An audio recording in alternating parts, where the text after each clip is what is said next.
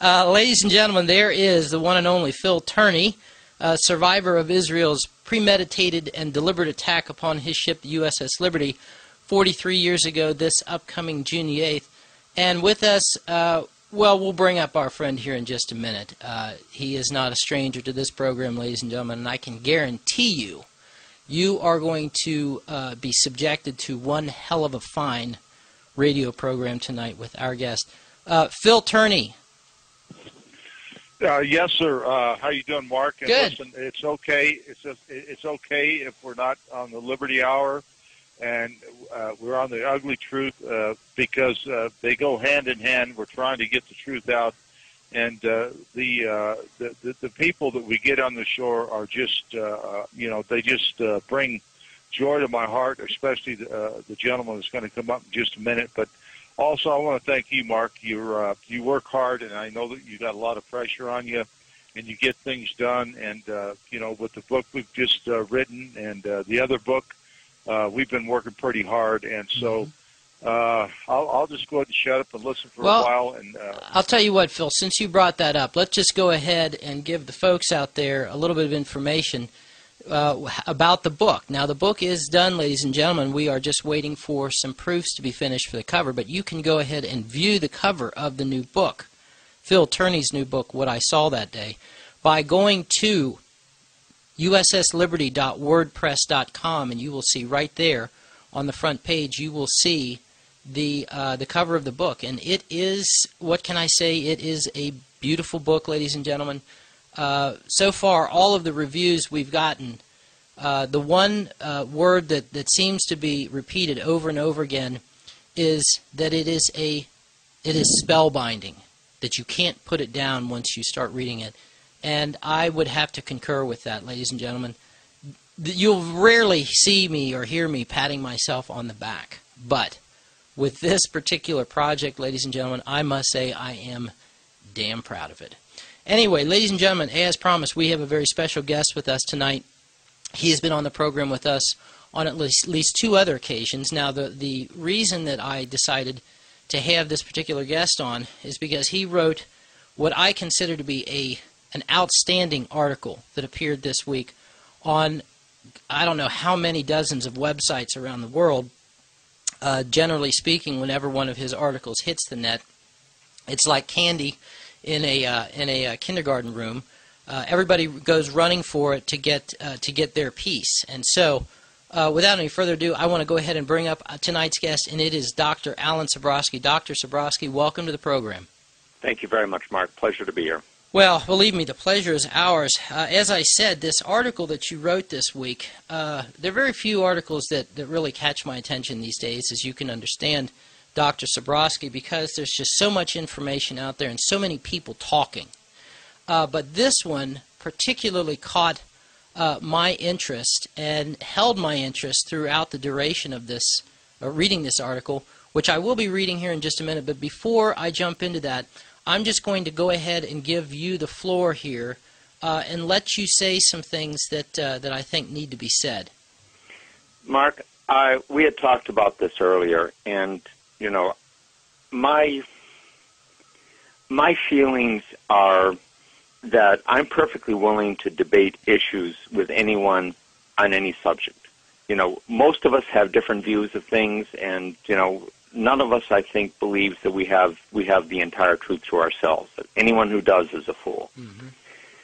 But when on the subject that I wrote this time, it caught my attention as well, because if there is anything that is more significant, it is loyalty. Mm-hmm. Loyalty to country, loyalty to people, loyalty to Constitution. Mm-hmm. And to my displeasure and my shame, because I have some Jewish relatives, okay? Mm-hmm. Mm-hmm. None of whom is Zionist, mm-hmm. that a large majority of American Jews give their allegiance to a foreign country. Mm-hmm. They may have American citizenship, but their allegiance is to Israel. Mm-hmm. And as I said in the piece, this is a form of political bigamy that is every bit as dishonest as marital bigamy. Right. And marital bigamy, I'm not married now, but when I was, I mean, loyalty to my spouse was absolute. Mm-hmm. It has to be there. I mean, I could look and say, aha, there is Farrah Fawcett, and I could admire someone out there, but I didn't give that person my allegiance. Right. And there's a difference between admiring from a distance and giving allegiance mm-hmm. to that thing. Mm-hmm. And it's the same with a country. I mean, there are Americans, some of my relatives are German, some are Irish, and all of them have a measure of allegiance to those cultures. Mm-hmm. But it's not a political allegiance. Right. It's a social allegiance. It's like we're going to stand up on St. Paddy's Day, or we're going to stand up on Oktoberfest, or we're mm-hmm. going to celebrate this, and we're proud of being German or Irish or whatever it happens to be. But none of us gives our allegiance to Ireland or to Germany. Mm-hmm. Jews do.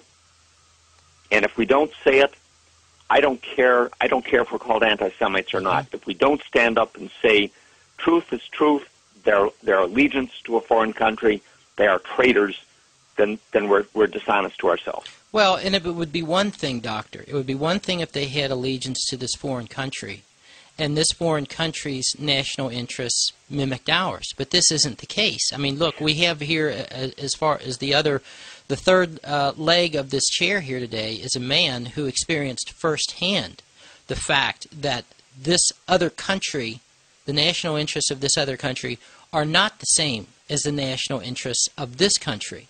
But it's even more than that, Mark. If and I've had a bitter argument with one of my Jewish cousins who moved to Israel mm-hmm. and kept an American citizenship. If someone loves another country enough to go there, more power to them. They go, that's it, they're gone, but they keep the American citizenship mm-hmm. so that they can continue to participate in our elections, mm-hmm. stand in our offices. Mm-hmm. Look at Rahm Emanuel. Exactly. He's served in the Israeli armed forces, not in the American armed forces, and he is easily the second most powerful person in this country. Yes. Easily. That's treason. Mm-hmm. I don't, and if I don't, and I will tell you right now, if Palestinians had the same influence in America, sure, I would oppose them in the same way. Absolutely, absolutely. I don't care what the country is, what the allegiance is. What matters to me is that if you are American, you love this country mm-hmm. first, last, and that's the end of it. Absolutely. First, and I second, don't care and third. if you're Navy, Marine, whatever you are. Phil, you and I probably agree on this, and it's probably one of the few things that a Navy and a Marine guy would agree on. But I think both of us would agree that loyalty to America is the only non-negotiable part of American citizenship. Yep. Absolutely, Alan, and I'll tell you, you being a United States Marine, that is inbred in you, and being a Marine, semper fidelis, always faithful. You're faithful to your country, and I'm sorry you had the argument with your cousin, but you're still faithful to your country, and I understand exactly where you're coming from. And Mark, I don't think at the beginning of the show that you read the doctor's credentials off. I wish you would, because it means a lot, and it means a lot to me to hear them. Absolutely, and I will do that right now since I'm about to launch into reading this excellent article. Alan Sabrosky, Ph.D., University of Michigan, is a 10-year U.S. Marine Corps veteran and a graduate of the U.S. Army War College. Now, not only that, Dr. Sabrosky, correct me if I'm wrong here, not only are you a graduate of the U.S. Army War College, but you were director of studies there for some period of time. Is that correct? That's correct, for 5.5 years. 5.5 years as director of studies at the U.S. Army War College. Of all the things that I would love to be able to have trailing behind my name, Dr. Sabrosky, being the director of studies at the U.S. Army War College would definitely be one of them. Thank you very much. I appreciate that. All right, ladies and gentlemen, as much as it's going to appear that I am acting as a schoolmarm here in reading this article to you, nevertheless, I'm going to do it not as